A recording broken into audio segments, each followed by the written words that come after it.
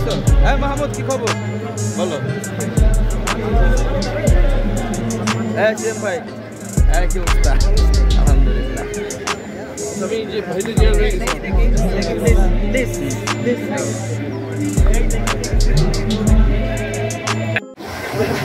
সন্তান হিসেবে কতটুকু আমাদের অধিকার নেই যে আমার এই কথাটা জানা যার পিতার কি হলো,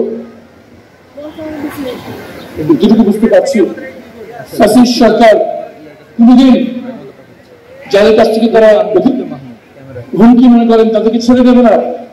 কিন্তু এতটুকু অধিকার আছে সন্তান হিসেবে যে পিতাকে কখন হত্যা করা হলো, কোথায় দাফন করা হলো, এগুলো কি জানার অধিকার কেমন নাই? কোথায় যাও? যুক্তরাষ্ট্র উপরে নির্দেশ, ওখানে কি বলা যাবে না। যেটুকু পেরে ফেলতে আমরা বলতাম শেষ মুহূর্তে কেমন কাটছে আমার পিতা। আমি আমার পিতার মামলা দেখতাম, তার জেলখানে দেখতাম, যখন পরিবারটাকে দেখতে যেতাম সেই কোর্ট কমিশন আমি করতাম। আমার পিতার শেষ ওসিয়ত ছিল যে জানাজা নামাজ আমি পড়াবো, কে নামাজ পড়াবো শেষ মুহূর্তে, কতদিন দেখা করতে পারবো আমার পিতার সাথে শেষ মুহূর্তে, কি ছিল তার শেষ কথা, কোথাও তার দাফন হলো। মনে মনে এতটুকু সান্ত্বনা দিতাম যে হয়তো এই দুনিয়ার শেষ দেখা হলো না, জান্নাত আবার মৃত্যু মিলন করেন আমাদের একসাথে ইনশাআল্লাহ।